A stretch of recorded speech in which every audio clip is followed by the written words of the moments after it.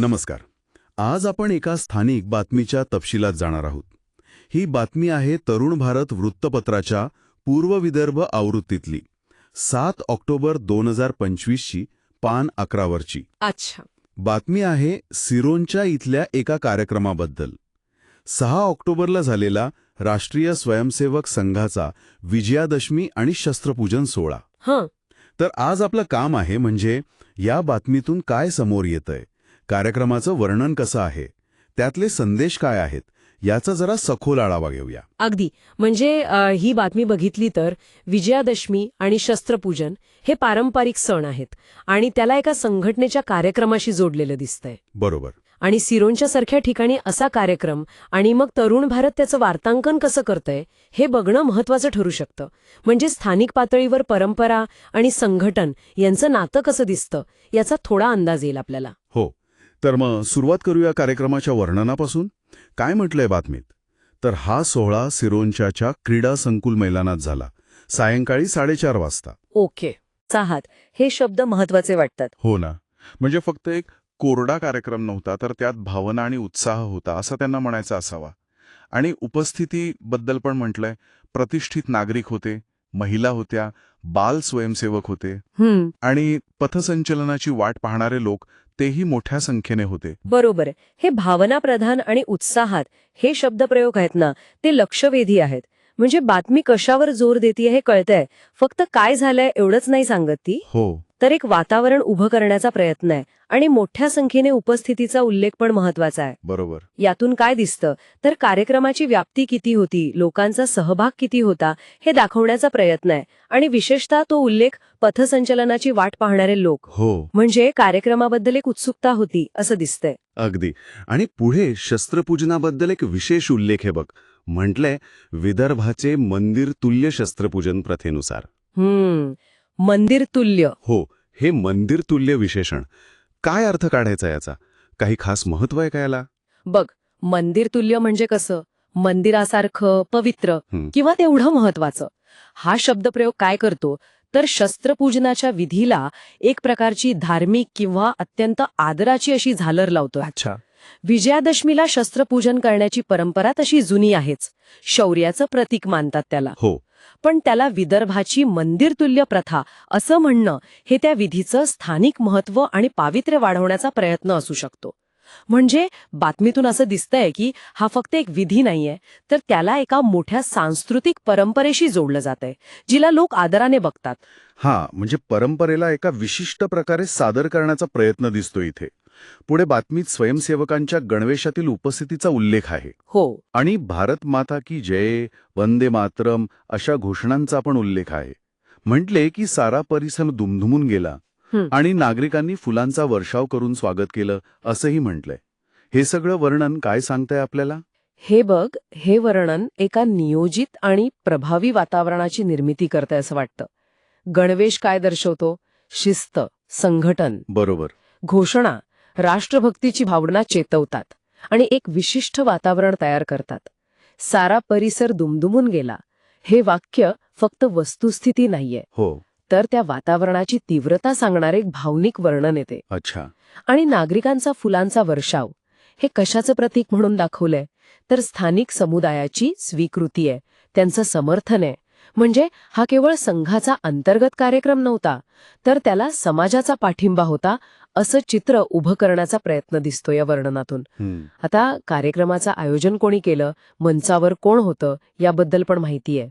क्रीडा संघचालक गणराव बुधवाड यांनी आयोजन केलं होतं. अध्यक्षस्थानी होते डॉक्टर सचिन मडावी, जे श्यामसुंदर ग्रामपंचायतचे सरपंच आहेत आणि मुख्याध्यापक पण आहेत. अच्छा, म्हणजे दुहेरी भूमिका आहे त्यांची, सरपंच आणि मुख्याध्यापक. हो. आणि प्रमुख अतिथी म्हणून संघाच्या सिरोंचा विभाग कार्यालयाचे शुभम इटनकर होते. ही नावं आणि त्यांची पदं यातून काय दिसतं? हे नावं महत्वाची आहेत, कारण ती कार्यक्रमाला स्थानिक पातळीवर काय प्रकारचा आधार मिळाला होता आणि त्याचं स्वरूप काय होतं हे स्पष्ट करतात. डॉक्टर सचिन मडावी यांचं अध्यक्षपद मला वाटतं लक्षवेधी आहे. हो. कारण ते फक्त संघाशी संबंधित नाहीत, तर ते सरपंच आहेत, मुख्याध्यापक आहेत, म्हणजे शिक्षण आणि स्थानिक प्रशासन. बरोबर. या गुन्ही महत्वाच्या क्षेत्रांमधली एक प्रतिष्ठित व्यक्ती त्या कार्यक्रमाचं अध्यक्षपद भूषवतीये. हे त्या कार्यक्रमाला एक प्रकारची व्यापक सामाजिक मान्यता आणि वजन देतं असं म्हणता येईल. हं, शुभम इटणकर हे संघाचे स्थानिक पदाधिकारी म्हणून आले आहेत हां, आणि गणराव बुधवाड हे आयोजक आणि सूत्रसंचालक. बरोबर. यातून कार्यक्रमाची रचना कशी होती आणि स्थानिक नेतृत्वाचा सहभाग कसा होता हे स्पष्ट होते. ठीक आहे. आता भाषणांकडे वळूया. प्रास्ताविक केलं शुभम इटणकर यांनी. त्यांनी काय मुद्दे मांडले ते बघूया.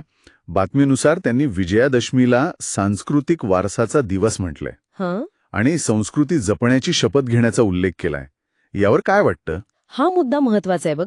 विजयादशमीला फक्त एक सण म्हणून न बघता त्याला सांस्कृतिक वारसा जपण्याचा दिवस म्हणणं हे संघाच्या विचारसरणीनुसार त्या कार्यक्रमाला एक वैचारिक बैठक देण्याचा प्रयत्न आहे असं मला वाटतं. अच्छा. हे काय करतं तर त्या दिवसाच्या उत्सवी स्वरूपाला एका मोठ्या उद्दिष्टाशी जोडतं, संस्कृती रक्षण. हो. आणि शपथ घेतो हा शब्दप्रयोग वापरलाय तो कृतिशीलतेचा आणि एका बांधिलकीचा संदेश देतो. पुढे त्यांनी असंही म्हटलंय की संघाची ही परंपरा राष्ट्रभक्तीची प्रेरणा देते आणि समाजात बंधुता, एकात्मता, राष्ट्रभक्तीचा संस्कार करते. हो, इथे बघ कसं जोडलंय. परंपरा, राष्ट्रभक्ती आणि सामाजिक मूल्य म्हणजे बंधुता, एकात्मता. बरोबर. म्हणजे हा कार्यक्रम फक्त एक उत्सव नाहीये, तर तो राष्ट्रभक्ती आणि सामाजिक ऐक्य वाढवण्याचं एक साधन आहे असं मानलं जातंय. आणि संस्कार हा शब्द वापरलाय, हे महत्वाचं आहे. म्हणजे ही मूल्य फक्त बोलण्यापुरती नाहीत, तर ती लोकांमध्ये रुजवण्याचा, खोलवर नेण्याचा प्रयत्न आहे. आणि मग त्यांनी स्वयंसेवकाबद्दल एक महत्वाचं विधान केलंय असं दिसतंय बातमीतून, की आजचा स्वयंसेवक हा समाजातील सर्वात विश्वसनीय घटक आहे.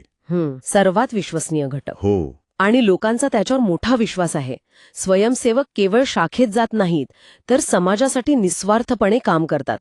या विधानाचं काय महत्त्व असू शकतं? हे विधान मला वाटतं खूप महत्वाचं आहे.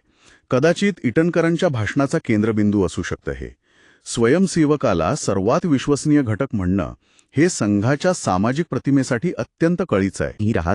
तर तो समाजाचा एक विश्वासू, निस्वार्थी सेवक आहे असं चित्र उभं केलं जात आहे.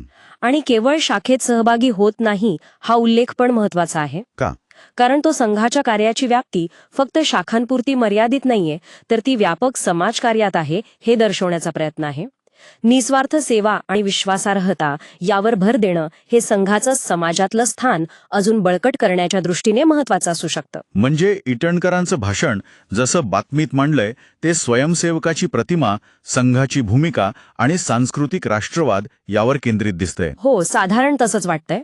आता अध्यक्षीय भाषणाकडे जाऊया. डॉक्टर सचिन मडावी, जे सरपंच आणि मुख्याध्यापक आहेत, त्यांनी काय म्हटलं? बातमीनुसार त्यांनी सांगितलं की संघ हा केवळ शाखा चालवणारा उपक्रम नाही, तर समाजाच्या सर्वांगीण विकासासाठी कार्य करणारा विचारप्रवाह आहे. विचारप्रवाह. हो, हा विचारप्रवाह शब्द कसं बघता येईल याला? विचारप्रवाह हा शब्द संघाला फक्त एक संघटना किंवा एक उपक्रम या चौकटीतून बाहेर काढतो. त्याला एक अधिक व्यापक आणि तात्विक स्वरूप देतो. अच्छा. म्हणजे शाखा चालवणारा उपक्रम ही एक मर्यादित व्याख्या झाली. त्याच्या पलीकडे जाऊन संघ म्हणजे एक जीवनदृष्टी आहे, एक विचारसरणी आहे, जी समाजाच्या सर्वांगीण विकासासाठी काम करते असं डॉक्टर मडावींना सुचवायचं असावं. आणि ते स्वतः एक स्थानिक नेते आहेत, शिक्षण क्षेत्रातले आहेत.